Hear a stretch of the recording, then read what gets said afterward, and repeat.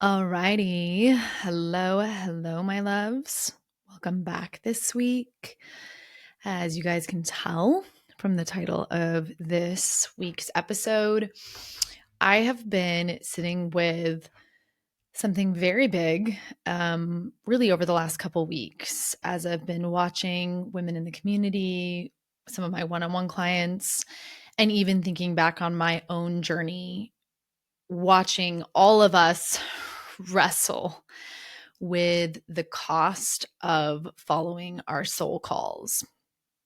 And I knew I needed to bring it here to the podcast because I do think, although I mention it here and there on the podcast, I think it's something we don't talk about enough. And from the perspective that I want to bring you all today, of really getting to sit with me in that feeling, right? Where we look the dragon in the eye of like, okay, choosing myself, there's going to be a cost. And instead of that cost making us turn around and run away, like linking arms with the women next to us that are also following their soul calls and going, ooh, okay, I know this is going to be tough and hard in ways that will stretch me, possibly to what I, think will be my breaking points.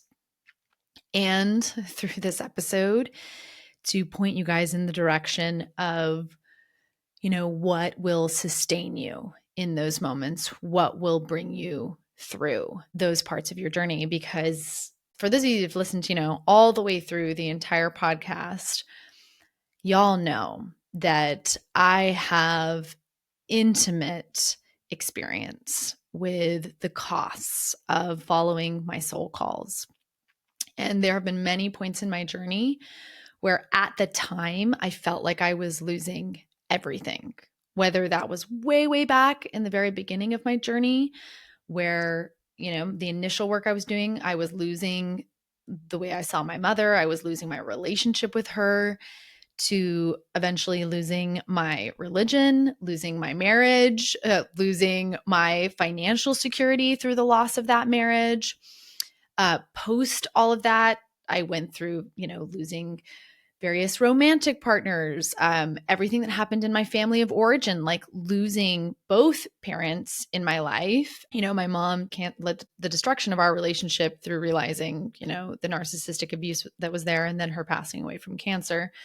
And then the sexual abuse that happened with my father and my repressed memories coming up with that. Like, so much, y'all, of having to have there be costs in the external world to align with what was calling me internally. I've often seen that in choosing to not abandon myself, there have been costs in people, relationships, structures, alliances, allegiances to certain beliefs and systems that have been the price of reclaiming that connection with myself.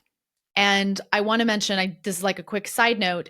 I do want to also say that there is also like many plus sides along this journey to those costs. Like when the cost is having to give up your bullshit beliefs or your patriarchal programming that you have to give up throughout that process, or your imposter syndrome and you playing small, like all of those are also costs, but I see them kind of more on the positive end of the costs that we have to pay to follow our soul calls. And I instead want this episode to just be you and I almost like sitting down across from each other. And I have got you like tucked in close. The image I'm having right now is from the retreat when I was getting to do facials for the women there. And I would have them just one on one, directly in front of me, like our knees touching. And I'm getting to sit down with you and like a big sister say, hey, choosing to follow your soul call will not be easy. It will be hard and it will test you and push you in ways that you right now can't even imagine. And you will come to know yourself and what you are capable of through that. You are not alone in this journey. And the two things I want you to be leaning on the most when you get to these moments where it just feels like your heart is breaking open and you cannot see what's ahead is trusting yourself and coming into trust with something bigger than you that I have come to believe is ultimately guiding my life. Like, where do my soul calls come from? That source that sees me not only as, my individual journey, but also the bigger piece and part I play in the fabric of whatever it is that we're all doing here.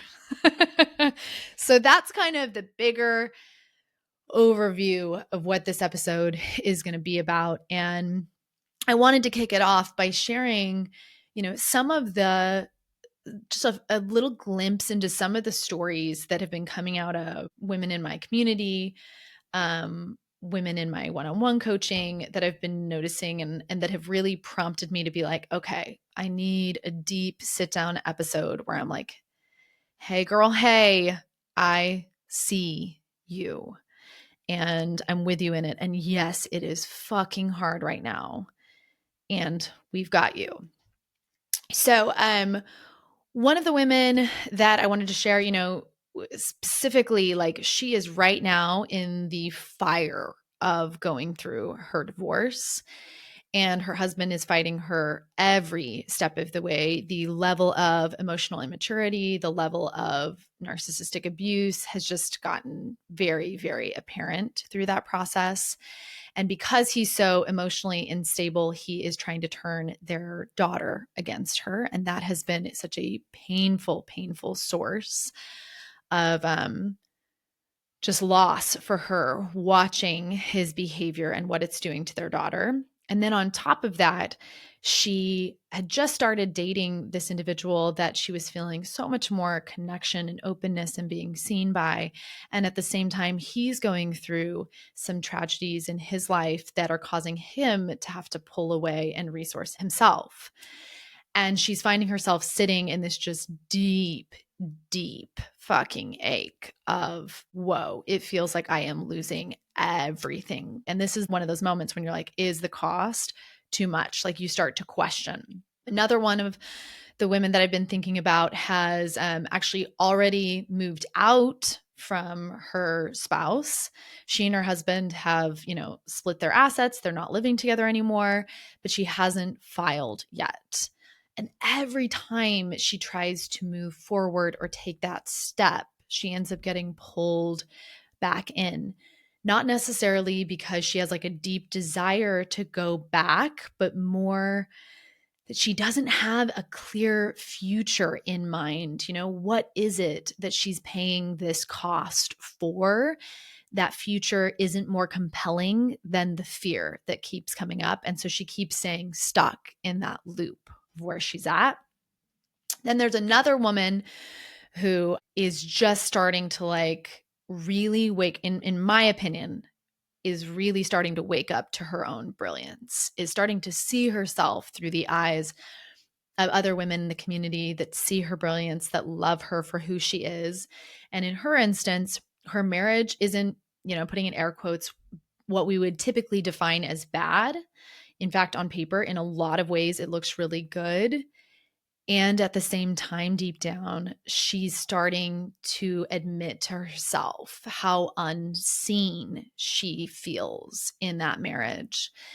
And how much she doesn't feel like her partner sees that brilliance and loves that brilliance in her. And she's starting to kind of whisper to herself, I want more. I think there's more for me. I want to feel like my partner knows and soul sees me. And then finally, there's also a woman that I'm thinking of who is in a very different kind of threshold where, she is actually in the throes of last week fleeing her house with her young kids after a domestic situation with her husband. And even though now things feel like they're kind of back to the normal of the, the dysfunctional normal of kind of, well, it's fine, but I'm waiting for the other shoe to drop. She's acknowledging, like, my body is still on high alert, and really honestly noticing and admitting to herself how much her husband swings between being semi-helpful at one point and then abusive at other points, facing her own physical, like she has a surgery coming up, and the fear of having to rely on him. And she's doing everything she can to try and create safety for herself and her kids right now. But that fear of what, I see what's not working, but how do I move through this next? And I'm also dependent on this person with where I'm at right now physically in my life. And this deep sense of being trapped, like she is in the thick of that piece in her journey as well. So all different women, y'all, in very different realities. And yet, this is what I want y'all to see. Even though there are very different circumstances here, what unites them is that they are all standing on the edge of something unknown. And they're all feeling kind of the similar thread of, I am deeply scared. I don't know what's ahead.